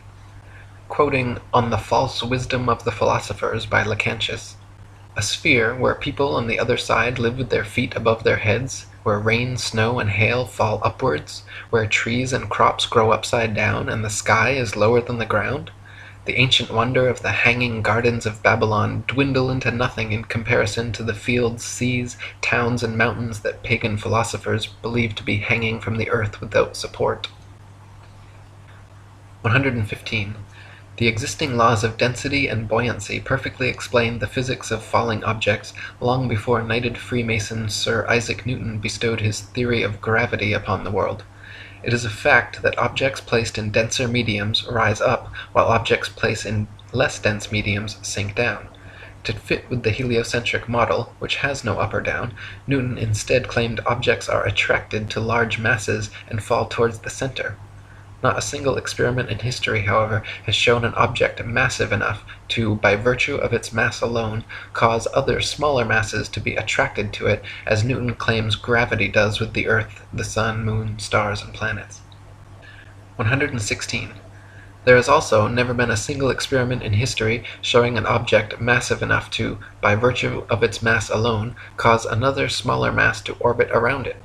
The magic theory of gravity allows for oceans, buildings, and people to remain forever stuck to the underside of a spinning ball, while simultaneously causing objects like the moon and satellites to remain locked in perpetual circular orbits around the Earth. If these were both true, then people should be able to jump up and start orbiting circles around the Earth, or the moon should have long ago been sucked into the Earth. Neither of these theories have ever been experimentally verified, and their alleged results are mutually exclusive. 117. Newton also theorized, and it is now commonly taught, that the Earth's ocean tides are caused by gravitational lunar attraction. If the moon is only 2,160 miles in diameter, and the Earth 8,000 miles, However, using their own math and law, it follows that the Earth is 87 times more massive, and therefore the larger object should attract the smaller to it, and not the other way around. If the Earth's greater gravity is what keeps the Moon in orbit, it is impossible for the Moon's lesser gravity to supersede the Earth's gravity, especially at Earth's sea level, where its gravitational attraction would even further out-trump the Moon's. And if the Moon's gravity truly did supersede the Earth's, causing the tides to be drawn towards it, there should be nothing to stop them from continuing onwards and upwards towards their great attractor. 118. Furthermore, the velocity and path of the Moon are uniform, and should therefore exist a uniform influence on the Earth's tide, when in actuality Earth's tides vary greatly and do not follow the Moon. Earth's lakes, ponds, marshes, and other inland bodies of water also inexplicably remain forever outside the Moon's gravitational grasp. If gravity was truly drawing Earth's oceans up to it, all lakes, ponds, and other bodies of standing water should certainly have tides as well. 119. It is claimed that the other planets are spheres, and so therefore Earth must also be a sphere. Firstly, Earth is a plane, not a planet, so the shape of these planets in the sky have no bearing on the shape of the Earth beneath our feet. Secondly, these planets have been known for thousands of years around the world as wandering stars, since they differ from the other fixed stars in their relative motions only. When looked at with an unprejudiced naked eye or through a telescope, the fixed and wandering stars appear as luminous disks of light, not spherical terra firma. The pictures and videos shown by NASA of spherical terra firma planets are all clearly fake computer-generated images and not photographs. 120. The etymology of the word planet actually comes from the late Old English planet, or from Old French planet, from Latin planeta, from Greek planetes, planetae, wandering stars, or to wander of unknown origin, to spread, or notion of spread out, from Latin planum, flat surface, plane, level, plane. They just added a T to our Earth plane, and everyone bought it. 121. When you observe the Sun and Moon, you see two equally sized equidistant circles tracing similar paths at similar speeds around a flat stationary Earth. The experts at NASA, however, claim your common sense everyday experience is false on all counts. To begin with, they say the Earth is not flat but a big ball, not stationary but spinning around 19 miles per second. They say the Sun does not revolve around the Earth as it appears, but Earth revolves around the Sun. The Moon, on the other hand, does revolve around the Earth, though not east to west as it appears, rather west to east, and the Sun is actually 400 times larger than the Moon and 400 times farther away. You can clearly see they are the same size and distance. You can see the Earth is flat, you can feel the Earth is stationary, but according to the gospel of modern astronomy, you are wrong and a simpleton worthy of endless ridicule if you dare to trust your own eyes and experience. 122. Quoting Alan Daves, "If the government or NASA had said to you that the Earth is stationary, imagine that. And then imagine we are trying to convince people that no, it's not stationary, it's moving forward at 32 times rifle bullet speed and spinning at 1,000 miles per hour. We would be laughed at. We would have so many people telling us, you're crazy, the Earth's not moving. We would be ridiculed for having no scientific backing for this convoluted moving Earth theory. And not only that, but then people would say, oh, then how do you explain a fixed calm atmosphere and the Sun's observable movement? How do you explain that? Imagine saying to people, no, the atmosphere is moving also, but is somehow magically velcroed to the moving Earth. The reason is not simply because the Earth is stationary. So what we are actually doing is what makes sense. We are saying that the moving Earth theory is nonsense. The stationary Earth theory makes sense, and we are being ridiculed. You've got to picture it being the other way around to realize just how ridiculous the situation is. This theory from the government and NASA that the Earth is rotating and orbiting and leaning over and wobbling is absolute nonsense, and yet people are clinging to it tightly like a teddy bear. They just can't bring themselves to face the possibility that the Earth is stationary, though all evidence shows it. We feel no movement, the atmosphere hasn't been blown away, we see the Sun move from east to west. Everything can be explained by a motionless Earth without bringing in all these assumptions to cover up previous assumptions gone bad. 123. Heliocentrists' astronomical figures always sound perfectly precise, but they have historically been notorious for regularly and drastically changing them to suit their various models. For instance, in his time, Copernicus calculated the Sun's distance from Earth to be 3,391,200 miles. The next century, Johannes Kepler decided it was actually 12,376,800 miles away. Isaac Newton once said, "It matters not whether we reckon it 28 or 54 million miles distant, for either would do just as well." How scientific! Benjamin Martin calculated between 81 and 82 million miles. Thomas Dilworth claimed 93,726,900 miles. John Hine stated positively 95,298,260 miles. Benjamin Gould said more than 96 million miles, and Christian Mayer thought it was more than 104 million.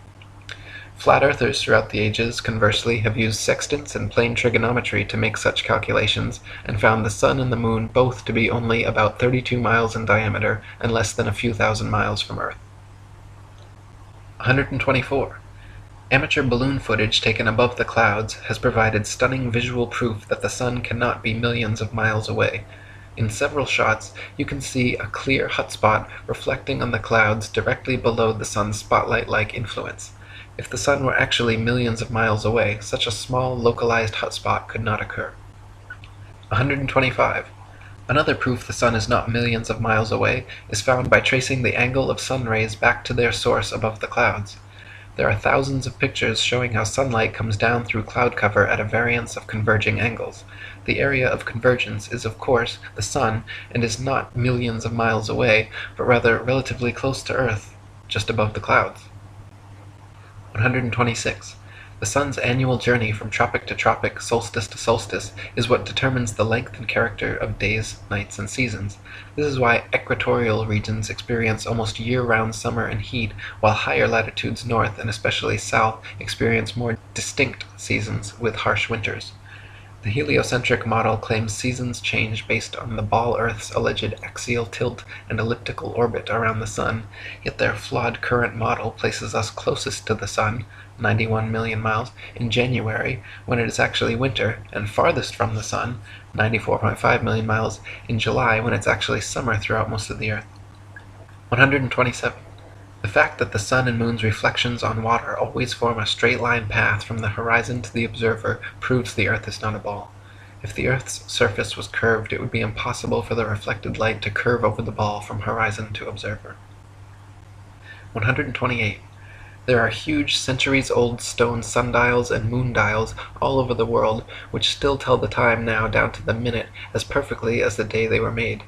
If the Earth, Sun, and Moon were truly subject to the number of contradictory, revolving, rotating, wobbling, and spiraling motions claimed by modern astronomy, it would be impossible for these monuments to so accurately tell time without constant adjustment. 129. To quote William Carpenter, "Why in the name of common sense should observers have to fix their telescopes on solid stone bases so that they should not move a hair's breadth, if the earth on which they fix them moves at the rate of 19 miles in a second?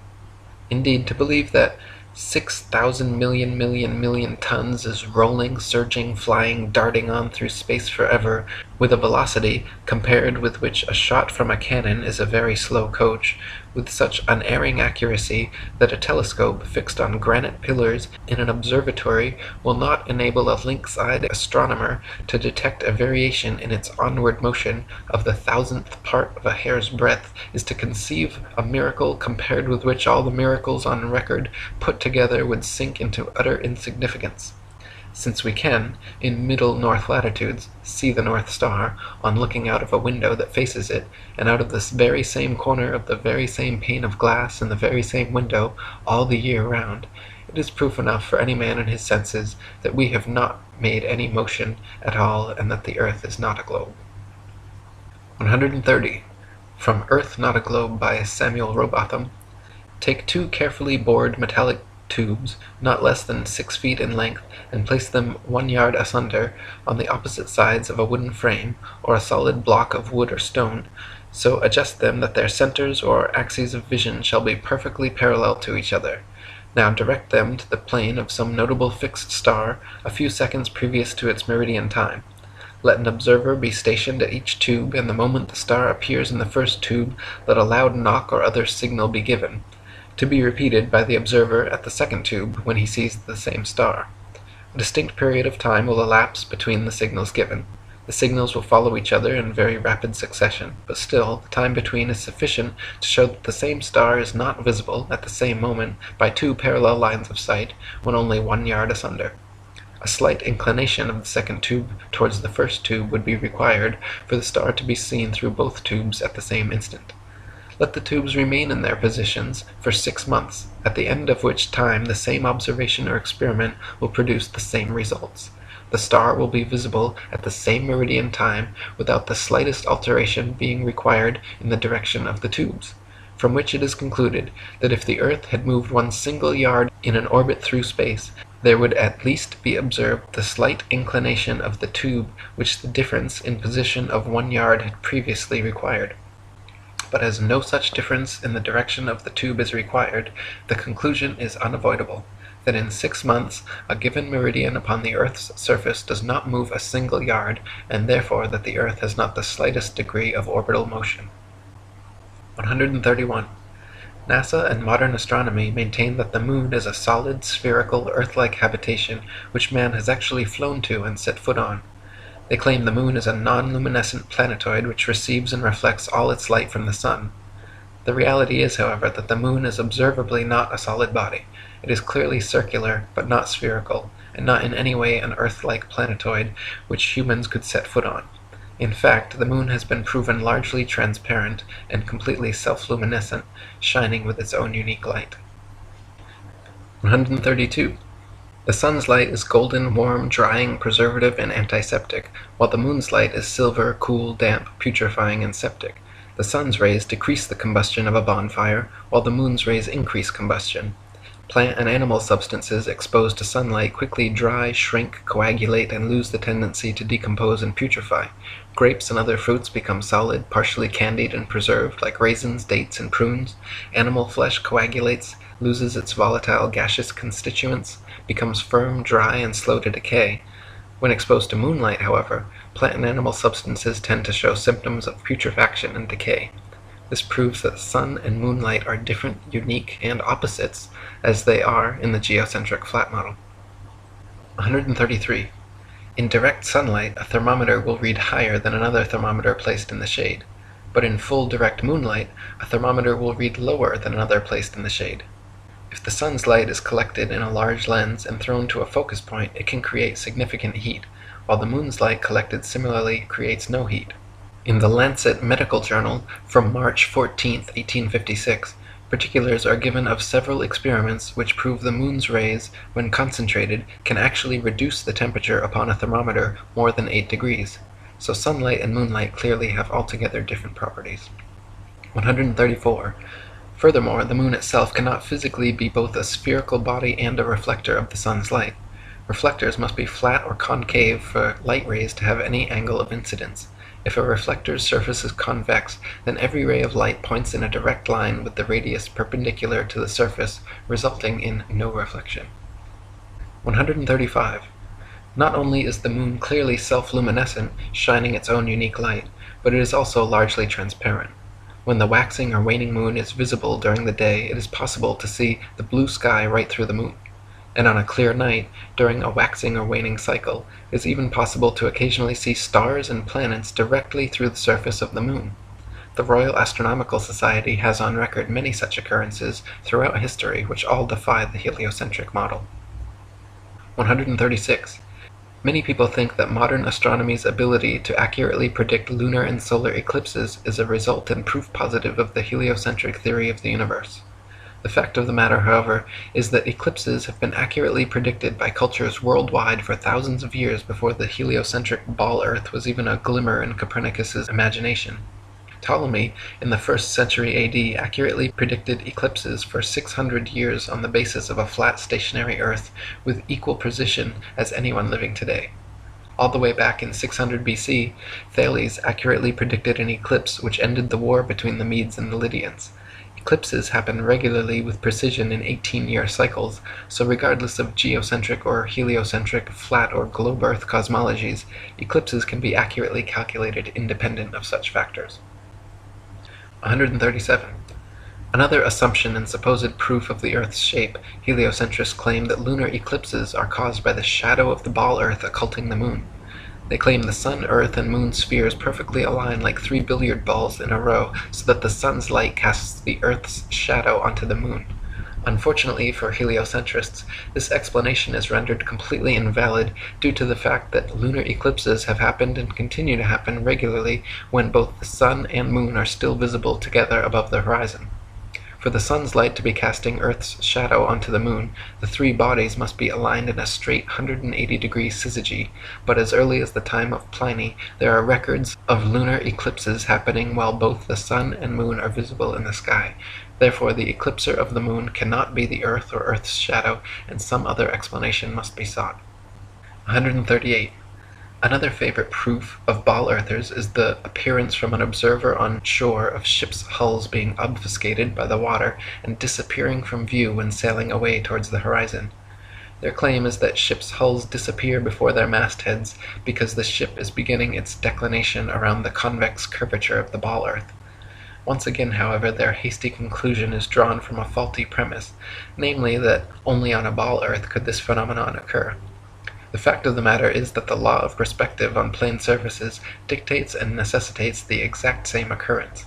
For example, a girl wearing a dress walking away towards the horizon will appear to sink into the earth the farther away she walks. Her feet will disappear from view first, and the distance between the ground and the bottom of her dress will gradually diminish until, after a half a mile, it seems like her dress is touching the ground as she walks on invisible legs.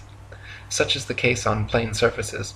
The lowest parts of objects receding from a given point of observation necessarily disappear before the highest. 139. Not only is the disappearance of ships' hulls explained by the law of perspective on flat surfaces, it is proven undeniably true with the aid of a good telescope. If you watch a ship sailing away into the horizon with the naked eye until its hull has completely disappeared from view under the supposed curvature of the earth, then look through a telescope, you will notice the entire ship quickly zooms back into view, hull and all, proving that the disappearance was caused by the law of perspective, not by a wall of curved water.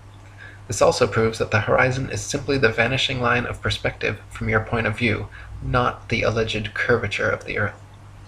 140. Foucault's pendulums are often quoted as proof of a rotating earth, but upon closer investigation prove the opposite. To begin with, Foucault's pendulums do not uniformly swing in any one direction. Sometimes they rotate clockwise and sometimes counterclockwise. Sometimes they fail to rotate, and sometimes they rotate far too much. The behavior of the pendulum actually depends on 1. The initial force beginning its swing, and 2. The ball and socket joint, which most readily facilitates circular motion over any other. The supposed rotation of the earth is completely inconsequential and irrelevant to the pendulum's swing. If the alleged constant rotation of the earth affected pendulums in any way, then there should be no need to manually start pendulums in motion. If the earth's diurnal rotation caused the 360-degree uniform diurnal rotation of pendulums, then there should not exist a stationary pendulum anywhere on earth. 141. The Coriolis effect is often said to cause sinks in toilet bowls in the northern hemisphere to drain spinning in one direction, while in the southern hemisphere causing them to spin the opposite way, thus providing proof of the spinning ball earth. Once again, however, just like Foucault's pendulums spinning either which way, sinks and toilets in the northern and southern hemispheres do not consistently spin in any one direction. Sinks and toilets in the very same household are often found to spin opposite directions, depending entirely upon the shape of the basin and the angle of the water's entry, not the supposed rotation of the earth. 142. People claim that if the earth were flat, they should be able to use a telescope and see clear across the oceans. This is absurd, however, as the air is full of precipitation, especially over the oceans, and especially at the lowest, densest layer of atmosphere, is not transparent. Picture the blurry haze over roads on hot, humid days. Even the best telescope will blur out long before you could see across an ocean. You can, however, use a telescope to zoom in much more of our flat Earth than would be possible on a ball 25,000 miles in circumference. 143. People claim that if the Earth were flat, with the sun circling over and around us, we should be able to see the sun from everywhere, all over the Earth, and there should be daylight, even at nighttime. Since the sun is not 93 million miles away, but rather just a few thousand, and shining down like a spotlight, once it is moved significantly far enough away from your location, it becomes invisible beyond the horizon, and daylight slowly fades until it completely disappears. If the Sun were 93 million miles away and the Earth a spinning ball, the transition from daylight to night would instead be almost instantaneous as you passed the Terminator line. 144. Pictures of the Moon appearing upside down in the southern hemisphere and right side up in the north are often cited as proof of the ball Earth, but once again, upon closer inspection, provide another proof of the flat model. In fact, time-lapse photography shows the Moon itself turns clockwise like a wheel as it circles over and around the Earth. You can find pictures of the Moon at 360 degrees of various inclination from all over the Earth, simply depending on where and when the picture was taken. 145. Heliocentrists believe the Moon is a ball, even though its appearance is clearly that of a flat luminous disk. We only ever see the same one face, albeit at various inclinations, of the Moon, yet it is claimed that there is another dark side of the Moon which remains hidden. NASA states the Moon spins opposite the spin of the Earth in such a perfectly synchronized way that the motions cancel each other out, so we will conveniently never be able to observe the supposed dark side of the Moon outside of their terrible fake CGI images. The fact of the matter is, however, if the Moon were a sphere, observers in Antarctica would see a different face from those at the equator, yet they do not. Just the same flat face rotated at various degrees. 146. The ball Earth model claims the Moon orbits around the Earth once every 28 days, yet it is plain for anyone to see that the Moon orbits around the Earth every single day. The Moon's orbit is slightly slower than the Sun's, but follows the Sun's same path from tropic to tropic, solstice to solstice, making a full circle over the Earth in just under 25 hours. 147. The ball Earth model claims the Sun is precisely 400 times larger than the Moon and 400 times further away from Earth, making them falsely appear exactly the same size. Once again, the ball model asks us to accept as coincidence something that cannot be explained other than by natural design. The Sun and Moon occupy the same amount of space in the sky and have been measured with sextants to be of equal size and equal distance, so claiming otherwise is against our eyes, experience, experiments, and common sense. 148.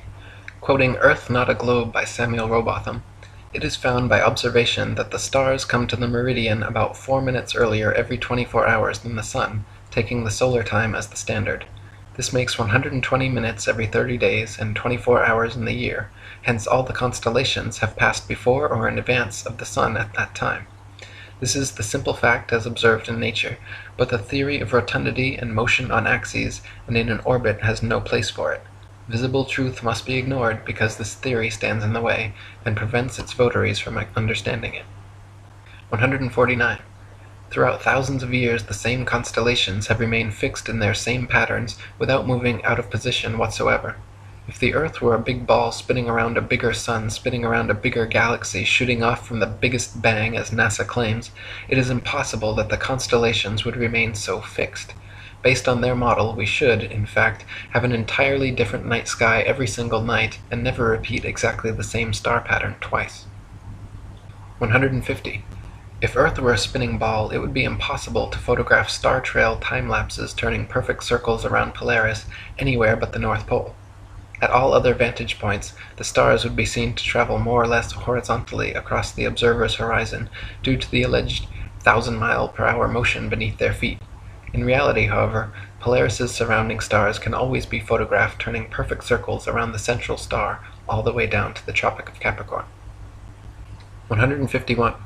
If Earth were a spinning ball revolving around the Sun, it would actually be impossible for star trail photos to show perfect circles even at the North Pole. Since the Earth is also allegedly moving 67,000 miles per hour around the Sun moving 500,000 miles per hour around the Milky Way, and the entire galaxy going 67 million miles per hour, these four contradictory motions would make star trail time-lapses all show irregular curved lines. 152. In 2003, 3 university geography professors collaborated in an experiment to prove that the state of Kansas is indeed actually flatter than a pancake. Using topographical geodetic surveys covering over 80,000 square miles, it was determined that Kansas has a flatness ratio of 0.9997 over the entire state, while the average pancake, precisely measured using a confocal laser microscope, comes in at 0.957, making Kansas thereby literally flatter than a pancake. 153. Quoting Reverend Thomas Milner's Atlas of Physical Geography, we find that vast areas exhibit a perfectly dead level, scarcely a rise existing through 1,500 miles from the Carpathians to the Urals. South of the Baltic, the country is so flat that a prevailing north wind will drive the waters of the Stettiner Half into the mouth of the Oder, and give the river a backwards flow 30 or 40 miles. The plains of Venezuela and New Granada in South America, chiefly on the left of the Orinoco, are termed llanos, or level fields. Often, in the space of 270 square miles, the surface does not vary a single foot. The Amazon only falls 12 feet in the last 700 miles of its course. The La Plata has only a descent of 1/33 of an inch per mile. 154. The Felix Baumgartner Red Bull Dive outside camera shows the same amount of curvature of Earth from surface level to jump height, proving it to be a deceiving fish-eyed wide-angle lens, while the inside regular camera shows a perfectly flat horizon eye level at 128,000 feet, which is only consistent with a flat plane. 155. Some people claim to have seen the curvature of the Earth out their airplane windows. The glass used in all commercial airplanes, however, is curved to remain flush with the fuselage. This creates a slight effect mixed with the confirmation bias people mistake for being the alleged curvature of the Earth. In actuality, the fact that you see the horizon at eye level at 35,000 feet out both port and starboard windows proves the Earth is flat.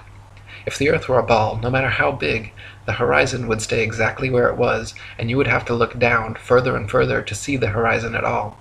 Looking straight out the window at 35,000 feet, you should see nothing but outer space from the port and starboard windows, as the Earth and horizon are supposed to be below you. If they are visible at eye level outside both windows, it's because the Earth is flat. 156. People also claim to see curvature in GoPro or other high-altitude camera footage of the horizon. While it is true that the horizon often appears convex in such footage, it just as often appears concave or flat depending on the tilt and movement of the camera. The effect is simply a distortion due to wide-angle lenses. In lens-corrected and footage taken without wide-angle technology, all amateur, high-altitude horizon shots appear perfectly flat. 157. If gravity magically dragged the atmosphere along with the spinning ball Earth, that would mean the atmosphere near the equator would be spinning at over 1,000 miles per hour.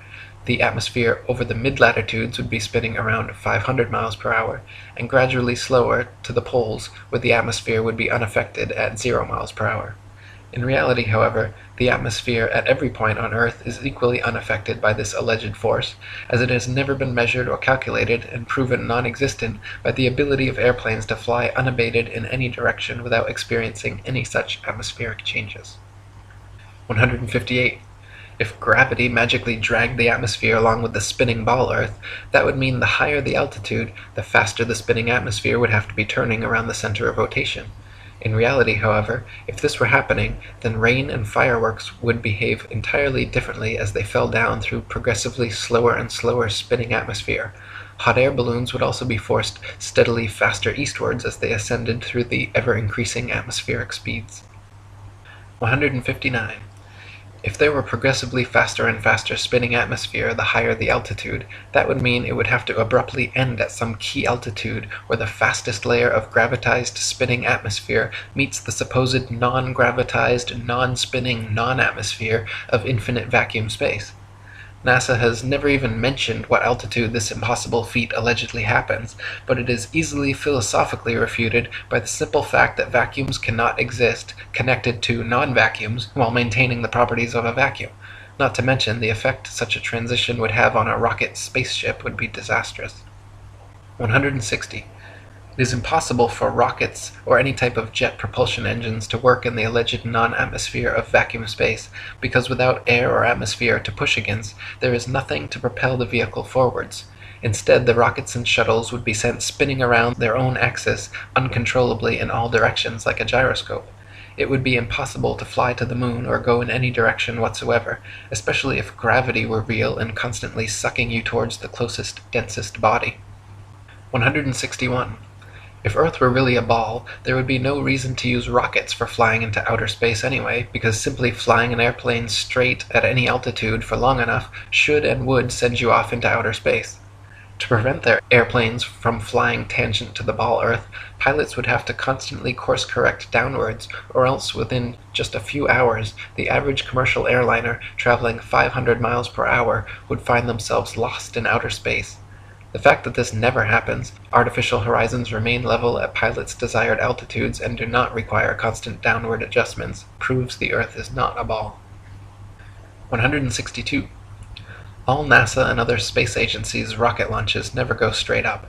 Every rocket forms a parabolic curve, peaks out, and inevitably starts falling back to Earth. The rockets which are declared successful are those few which don't explode or start falling too soon, but make it out of range of spectator view before crashing down into restricted waters and recovered. There is no magic altitude where rockets or anything else can simply go up, up, up, and then suddenly just start free-floating in space.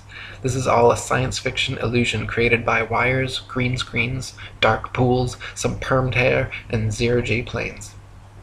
163. NASA and other space agencies have been caught time and again with air bubbles forming and floating off in their official outer space footage. Astronauts have also been caught using scuba space gear, kicking their legs to move, and astronaut Luca Parmitano even almost drowned when water started filling up his helmet while allegedly on a spacewalk. It is admitted that astronauts train for their spacewalks in underwater training facilities like NASA's Neutral Buoyancy Lab, but what is obvious from their space bubbles and other blunders is that all official spacewalk footage is also fake and filmed underwater. 164.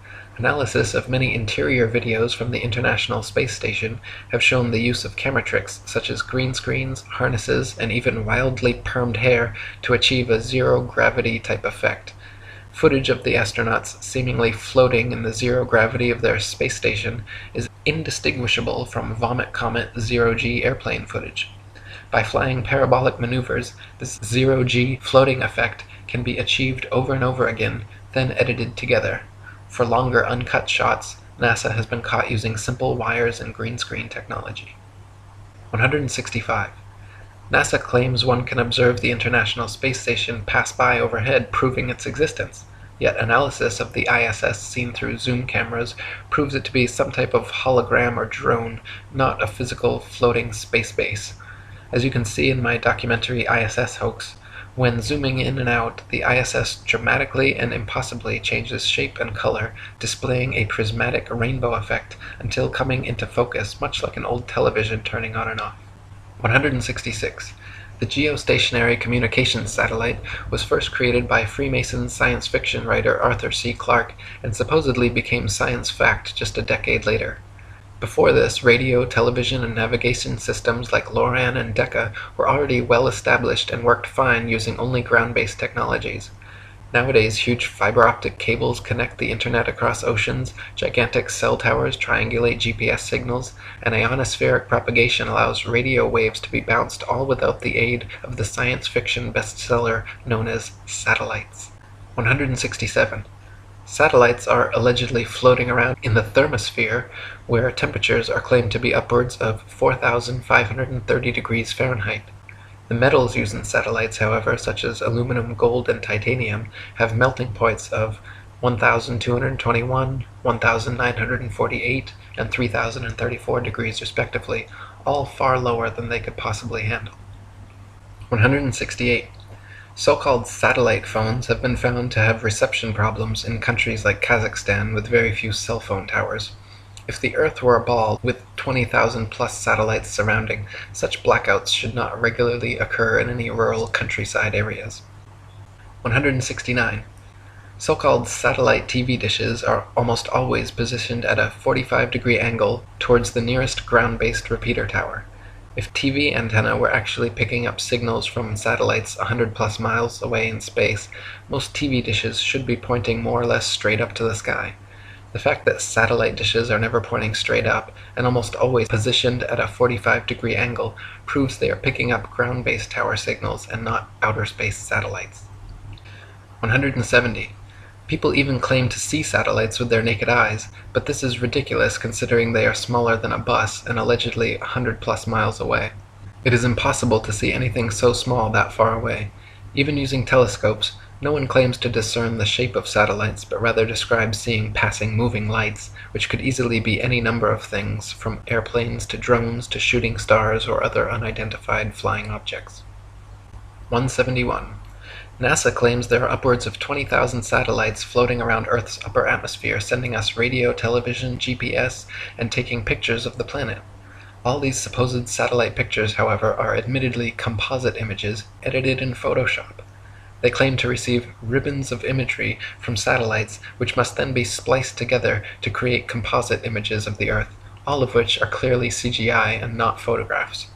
If Earth were truly a ball, with 20,000 satellites orbiting, it would be a simple matter to mount a camera and take some real photographs. The fact that no real satellite photographs of the supposed ball Earth exist, in favor of NASA's ribbons of composite CG imagery, is further proof that we are not being told the truth. 172. If you pick any cloud in the sky and watch for several minutes, two things will happen. The clouds will move, and they will morph, gradually changing shape. In official NASA footage of the spinning ball Earth, such as the Galileo time-lapse video, however, clouds are constantly shown for 24+ hours at a time and not moving or morphing whatsoever.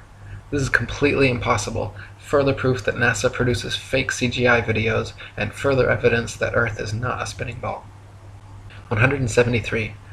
NASA has several alleged photographs of the ball Earth which show several exact duplicate cloud patterns. The likelihood of having 2 or 3 clouds of the exact same shape in the same picture is as likely as finding 2 or 3 people with the exact same fingerprints. In fact, it is a solid proof that the clouds were copied and pasted in a computer program, and that such pictures showing a ball-shaped Earth are fakes. 174. NASA graphics artists have placed things like faces, dragons, and even the word sex into cloud patterns over their various ball Earth pictures. Their recent 2015 Pluto pictures even clearly have a picture of Disney's Pluto the dog layered into the background.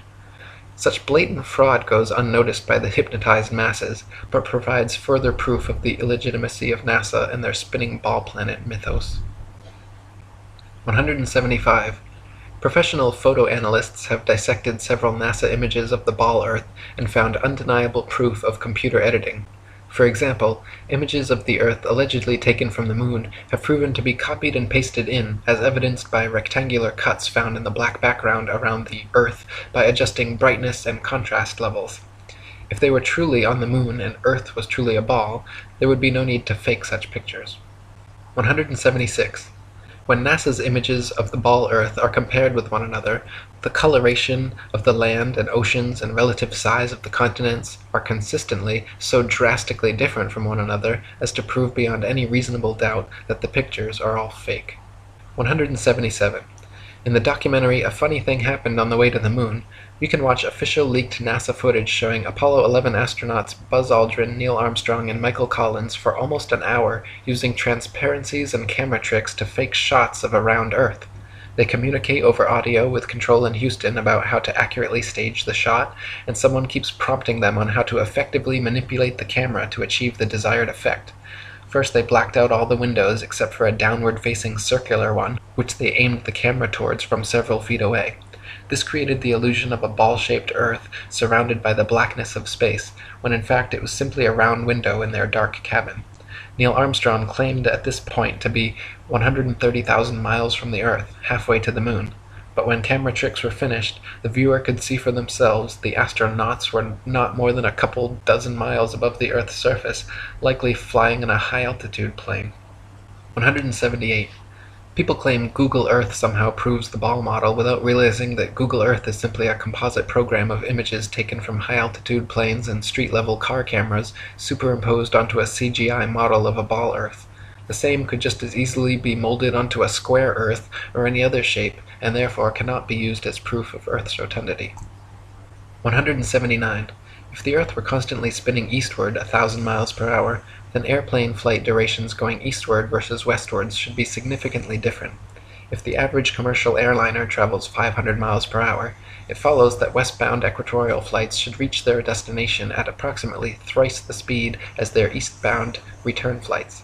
In reality, however, the differences in east and westbound flight durations usually amount to a matter of minutes, and nothing near what would occur on a 1,000-mile-per-hour spinning ball Earth. 180.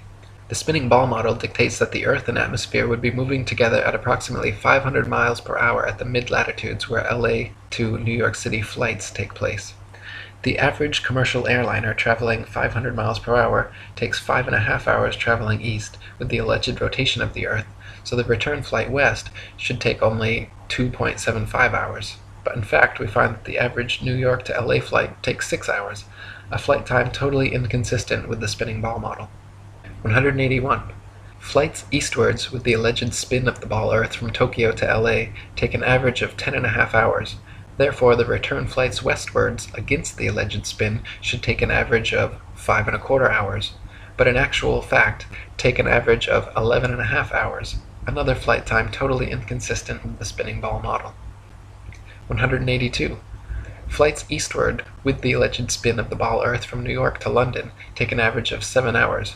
Therefore, the return flights westwards against the alleged spin should take an average of 3.5 hours, but in actual fact take an average of 7.5 hours, a flight time totally inconsistent with the spinning ball model.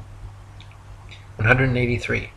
Flights eastward from Chicago to Boston with the alleged spin of the ball Earth take an average of 2.25 hours. Therefore, the return flights westwards against the alleged spin should take an average of just over an hour, but in actual fact take an average of 2.75 hours. Once again, completely inconsistent with the spinning ball model. 184. Flights eastward from Paris to Rome with the alleged spin of the ball Earth take an average of 2 hours. Therefore, the return flights westward against the alleged spin should take an average of 1 hour, but in actual fact have an average flight duration of 2 hours and 10 minutes, a flight time totally inconsistent with the spinning ball model. 185. We are told that the Earth and atmosphere spin together at such a perfect uniform velocity that no one in history has ever seen, heard, felt, or measured the supposed 1,000 mile per hour movement. This is then often compared to traveling in a car at uniform velocity, where we only feel the movement during acceleration or deceleration. In reality, however, even with eyes closed, windows up, over smooth tar in a luxury car at a mere uniform 50 miles per hour, the movement absolutely can be felt. At 20 times this speed, Earth's imaginary 1,000 mile per hour spin would most certainly be noticeable, felt, seen, and heard by all. 186. People sensitive to motion sickness feel distinct unease and physical discomfort from motion as slight as an elevator or train ride. This means that the 1,000 mile per hour alleged uniform spin of the Earth has no effect on such people, but add an extra 50 miles per hour uniform velocity of a car and their stomach starts turning knots. The idea that motion sickness is nowhere apparent in anyone at 1,000 miles per hour, but suddenly comes about at 1,050 miles per hour is ridiculous and proves the Earth is not in motion whatsoever. 187. The second law of thermodynamics, otherwise known as the law of entropy, along with the fundamental principles of friction and resistance, determine the impossibility of Earth being a uniformly spinning ball. Over time, the spinning ball Earth would experience measurable amounts of drag, constantly slowing the spin and lengthening the amount of hours per day. As not the slightest such change has ever been observed in all of recorded history, it is absurd to assume the Earth has ever moved an inch. 188.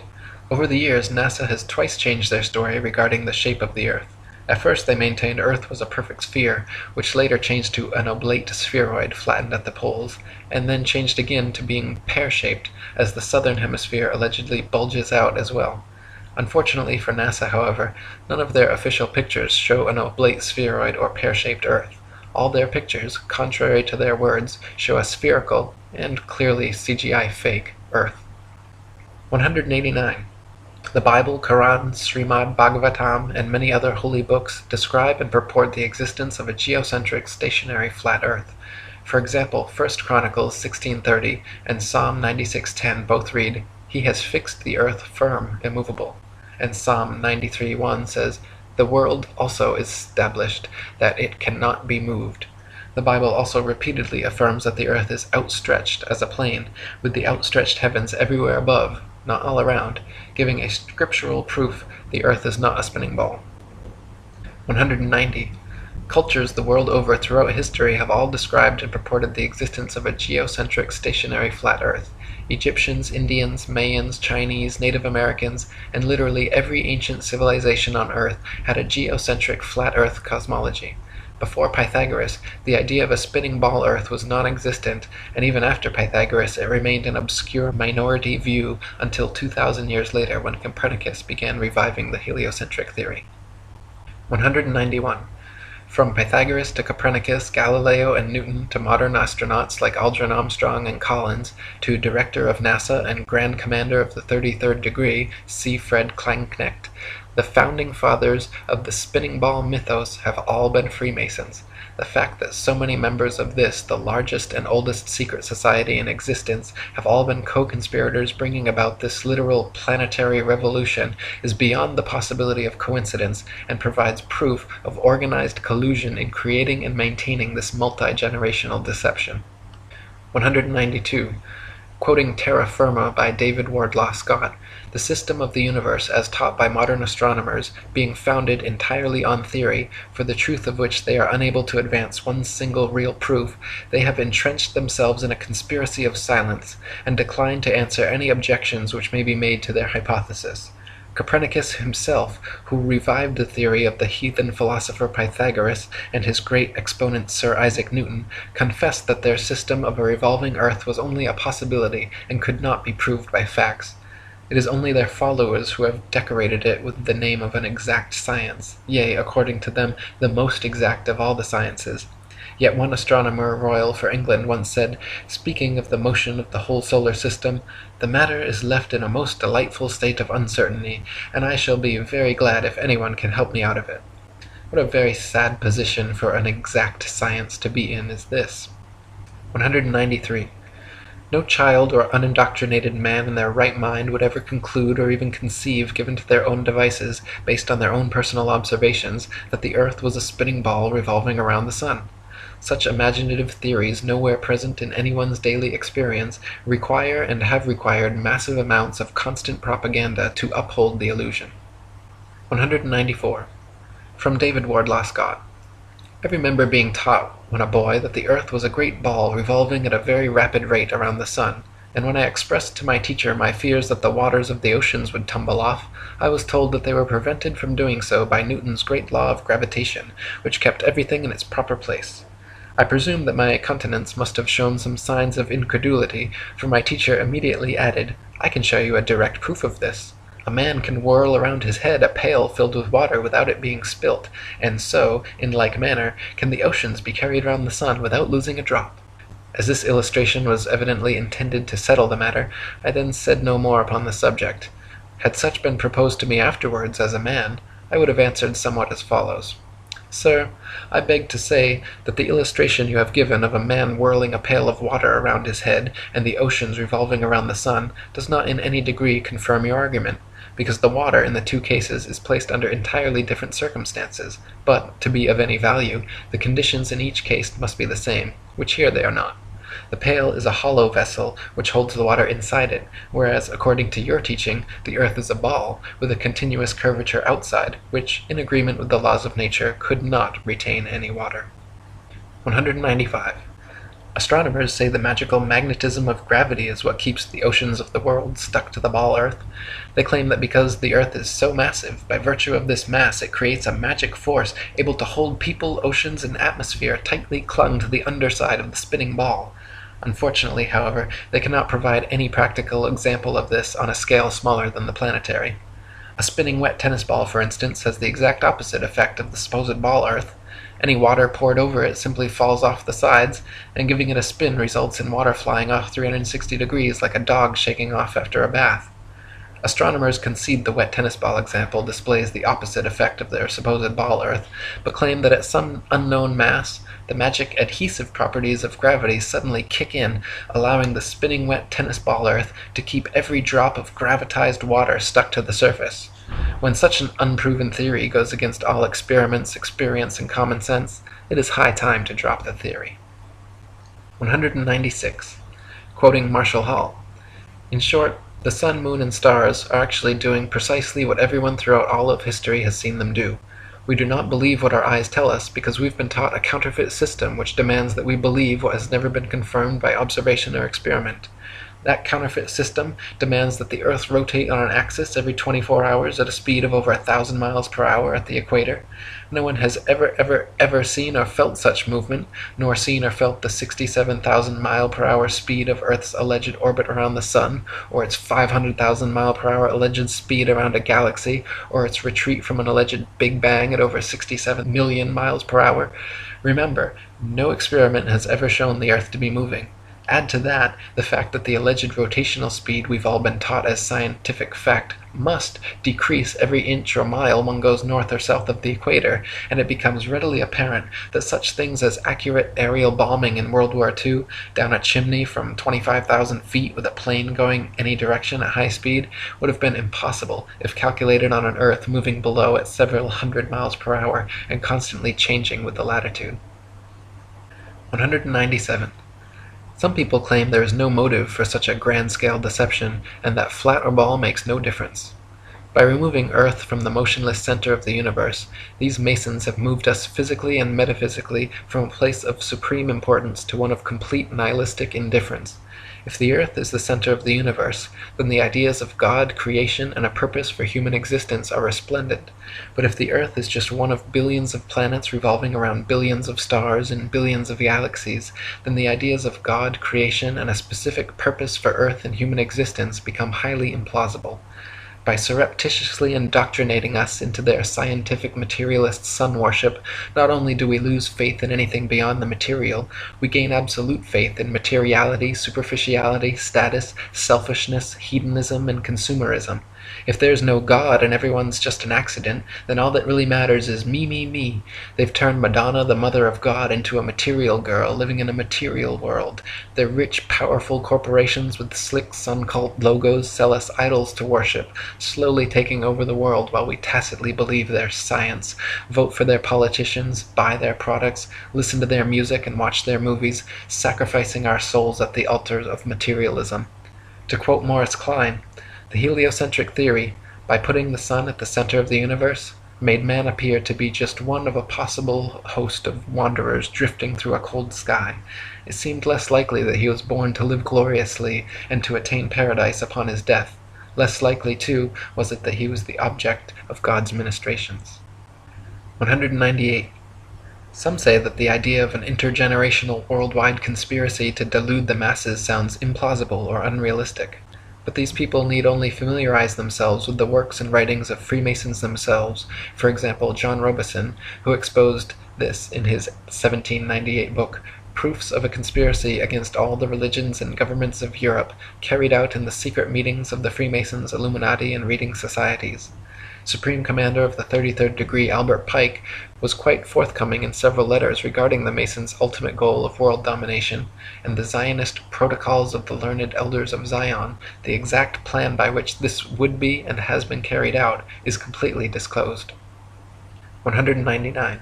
From Foundations of Many Generations by E. Eschini. The only thing the fable of the revolving earth has done, it has shown the terrible power of a lie. A lie has the power to make a man a mental slave, so that he dares not back the evidence of his own senses. To deny the plain and obvious movement of the sun he sees before him, when he feels himself standing on an earth utterly devoid of motion, at the suggestion of someone else, he's prepared to accept that he's spinning furiously around. When he sees a bird flying and gaining over the ground, he's prepared to believe that the ground is really traveling a great number of times faster than the bird. Finally, in order to uphold the imagination of a madman, he is prepared to accuse his maker of forming for him a sensiferous lie. 200. Finally, from Dr. Robotham. Thus we see that this Newtonian philosophy is devoid of consistency. Its details are the result of an entire violation of the laws of legitimate reasoning, and all its premises are assumed. It is, in fact, nothing more than an assumption upon assumption, and the conclusions derived therefrom willfully considered as things proved, and to be employed as truths to substantiate the first and fundamental assumptions. Such a juggle and jumble of fancies and falsehoods, extended and intensified as in theoretical astronomy, is calculated to make the unprejudiced inquirer revolt with horror from the terrible conjuration which has been practised upon him, to sternly resolve to resist its further progress, to endeavour to overthrow the entire edifice, and to bury in its ruins the false honours which have been associated with its fabricators, and which still attach to its devotees. For the learning, the patience, the perseverance, and devotion for which they have ever been examples, honour and applause need not be withheld, but their false reasoning, the advantages they have taken of the general ignorance of mankind in respect to astronomical subjects, and the unfounded theories they have advanced and defended, cannot be otherwise than regretted, and ought to be by every means possible uprooted. For more information about our flat Earth, read The Flat Earth Conspiracy by Eric Dubay, and visit atlanteanconspiracy.com and ifers.boards.net.